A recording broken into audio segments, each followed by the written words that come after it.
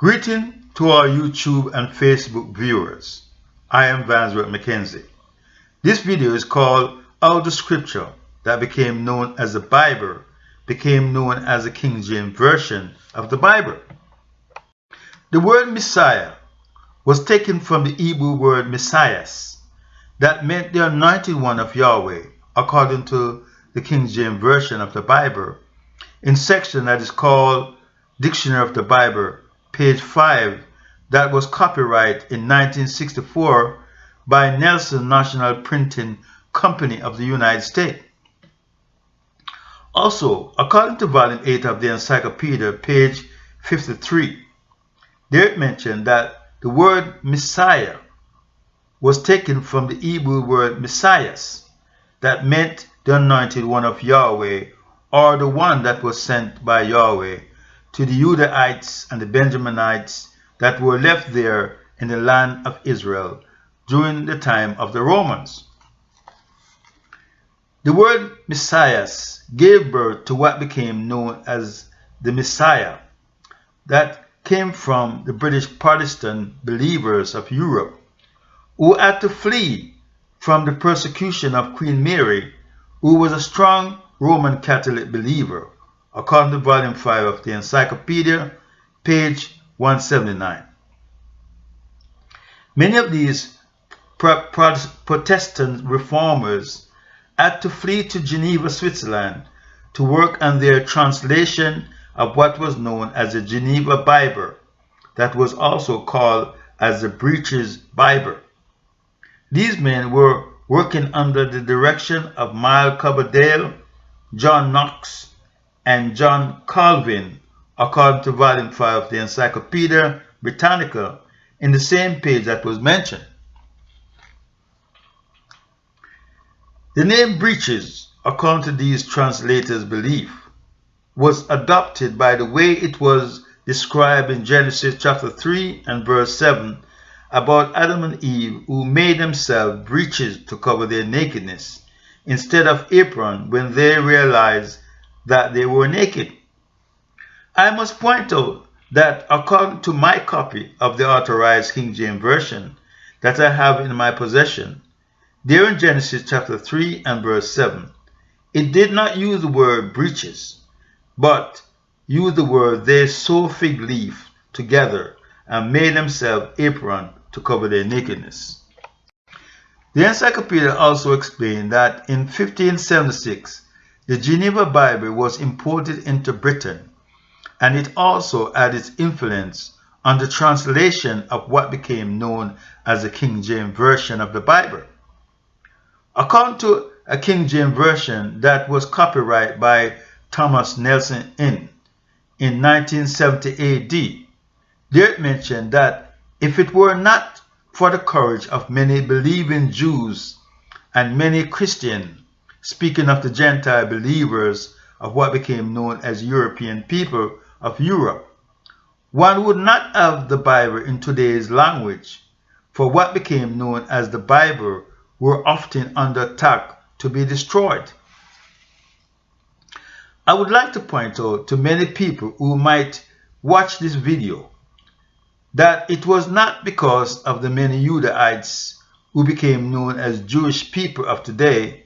also many Christian believers of Europe, who they say was responsible for saving the scripture that became known as the Bible from being destroyed by many evil people that Satan was using. But rather, it was due to the power of Yahweh, who was watching over his holy word, that was known as the scroll, the scripture, and later became known as the Bible, to be a light to the Gentile people of what is now known as Europeans, so as to fulfill the prophecy of Isaiah chapter 60, starting from verse 1 to verse 3, that had to be fulfilled, that the Gentile people was going to come to the light of the scripture of the children of Israel. The reason why the scripture prevailed into many of the various languages of today, it was because of the power of Yahweh, who was watching over his holy word, so that it would be a light and knowledge to many people of today. 2. This also includes myself, who has come to the knowledge of Yahweh's name, His will, His kingdom that is to come, and His word of truth that is of knowledge and enlightenment, to save many who believe in the writing of the scripture, who follow its teaching, to save them from total destruction from Yahweh. Many people of today need to stop putting their trust and faith in the scientists and the archaeologists, who they believe to know how this or that come about. These men are not Yahweh, who give all things and to whom we all belong. But people need to put their faith, hope, and trust in Yahweh only, and not in the philosophy of the archaeologists or the scientists, because these men are only men and their knowledge is vain and limited. But Yahweh knows all things because He makes all people and everything exists by Him. So that's the reality, and this is what people need to come to, rather than giving themselves over to the theory or the philosophy of scientists or the archaeologists say this or say that. Because many of the archaeologists and scientists do not really believe in the writing of the scripture. According to many of their belief, there's no proof that Abraham existed or even Yahweh existed. And there's no proof that this is that and how this come about and so forth. So they have to have some physical form of proof to believe that Yahweh did this, maybe part of the Red Sea that the children of Israel walked through on dry land. They have to be proof. They don't really believe in the word of Yahweh because they're wrapped up in their own vain, foolish philosophy. And Satan has blinded their eyes so they can't see. And sad to say,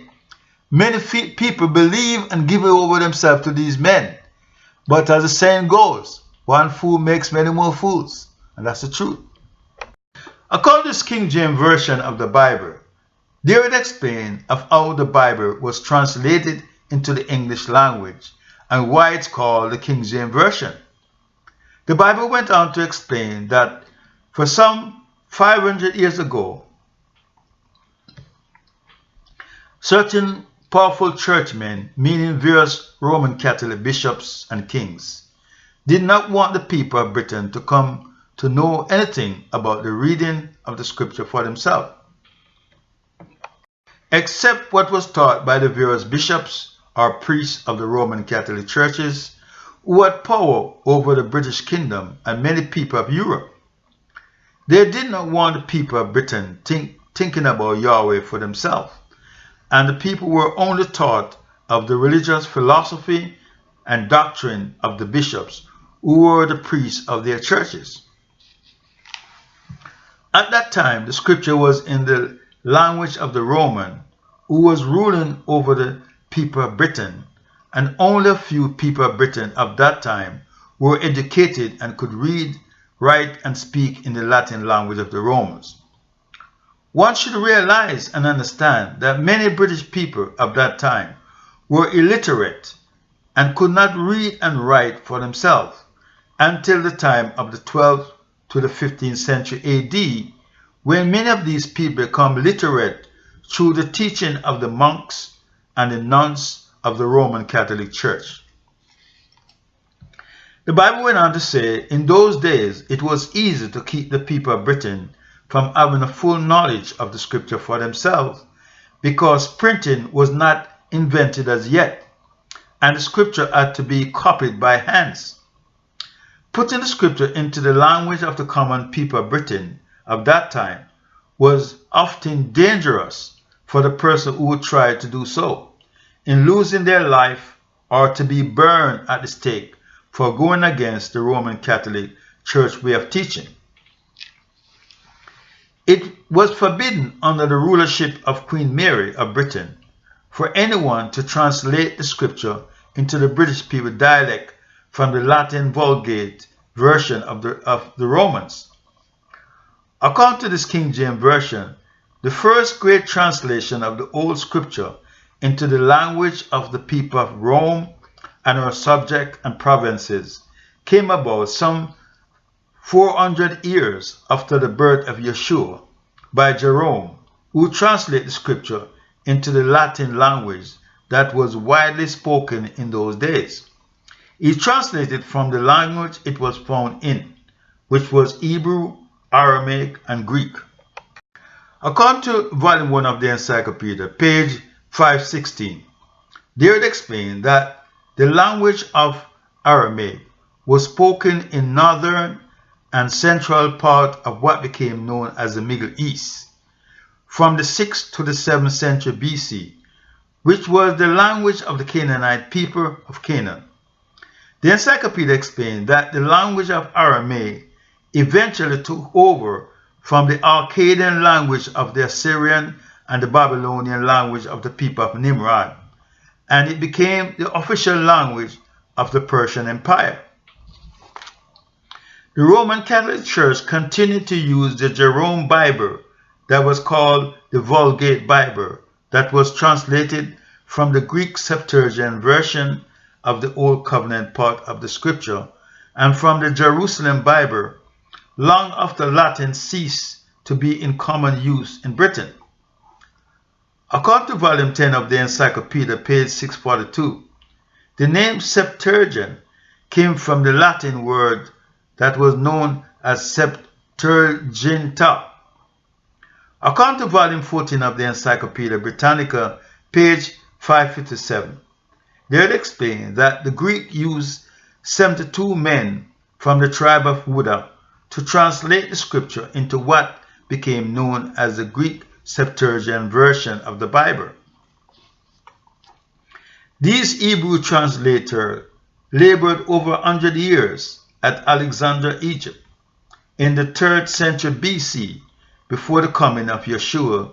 during Greek time of their rulership over what became known as the Middle East and what became known as North Africa. The Encyclopedia also explained that the language of much of the early church believers was that of Greek-speaking people, and this version was made originally for Israelite people who were living in the land of Mizraim, who spoke Greek and who were under Greek rulership. They translated from the Torah or the Pentateuch, which the word Pentateuch is a Greek word, which stood for the first 5 books of the prophet Moses that he wrote. It is stated that it was in the Greek Septuagint version of the Scripture that the early believers of Yeshua, who were Judahites and Benjaminites of the children of Israel, came to the knowledge of the various prophecy concerning Yeshua. According to the Encyclopedia, many Israelite people later stopped from using the Septuagint version because they consider it as an improper use of the older writing of the Scripture that was only given to the Hebrew people of Israel only. The Encyclopedia explained that by the time of the 3rd century AD, various students of knowledge tried to clear up the various copy errors they had found in the Septuagint version, which by that time it was varied widely from copy to copy. Other writers exert themselves to check the Hebrew writing of the Scripture to try to straighten out the various errors they had found in the Septuagint version. The Encyclopedia went on to explain that it was in the Septuagint version and not in the Hebrew text that was the main foundation for the translation of the Old Latin, Coptic, Ethiopic, Armenian, Georgian, Slavic, and part of the Arabic translation of the Old Covenant part of the Scripture was found in. According to a standard revived King James Version of the Scripture that was printed in the United States in 1901 AD, in section that is called Dictionary of the Bible. They would explain that the word Hebrew came from the descendant of Eba. According to Genesis chapter 10 and verse 21, there the scripture explained that Eba was one of the sons of Shem, who was the first son of Noah. Volume 4 of the Encyclopedia, page 342, explained that Eba was an Egyptian papyrus complicated medical text that was dated from about 1550 BC, that was one of the oldest known medical works of that time. Volume 24 of the Encyclopedia, page 371, explained that the term Hebrew has nothing to do with a race of people or an ethnic group of people.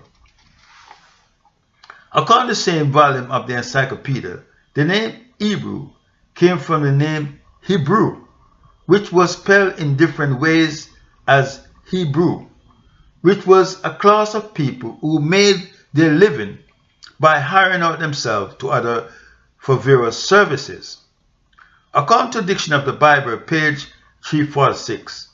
there the dictionary went on to explain that Hebrew, where the name Hebrew came from, was a dialect or a language that was widely spoken in Ur of the Chaldees of Babylon, where Abraham came from, to what was known as Mesopotamia, which is now known as Iraq, where he also resided after he left from Babylon. Dictionary of the Bible went on to explain that the Hebrew group of people was a social group of lower stature in their community rather than an ethnic group. I did not cover the complete story from Dictionary of the Bible about the people of Hebrew, but I just took a few abstracts to give the reader of this book some enlightenment from where the name Hebrew came from. According to the Encyclopedia, it was in the Septuagint version of the Old Covenant part of the scripture that many Greek churches use as their version of the scripture in their daily worship of the knowledge of Yahweh that they came to. It was also in the Septuagint version that Jerome began his translation of the Vulgate version of the Old and New Covenant part of the scripture that became known as the New Testament. So the people of Britain again had no Bible that they could understand in their own dialect. Finally, when James VI of Scotland, who became known as King James I of Britain, came to the British throne after the death of Queen Elizabeth I, he gave his authorization for the Bible to be translated into the dialect of the common people of Britain in 1611 AD, without anyone having to be put to death. This is the reason why it is called the King James Version of the Bible, because King James gave his authorization for the scripture that became known as the Bible to be translated into the British people dialect without creating problem for anyone who would do so to lose their lives. According to volume 6 of the Encyclopedia, page 481, James VI was born June of 1566 AD in Edinburgh Castle of Scotland. James became King of Scotland when he was only 1 year old on July 24, 1567 AD,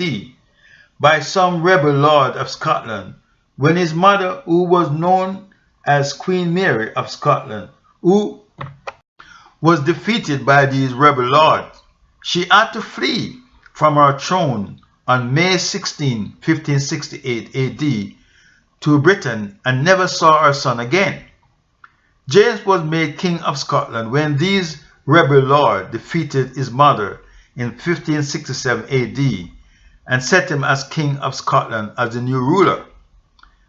James VI of Scotland became King James I of Britain after the death of Elizabeth in 1603 AD, and James died March 27, 1625 AD. The Encyclopedia explained that King James I was responsible for the establishment of peace in Europe and in their colonial expansion of what became known as the United States of America.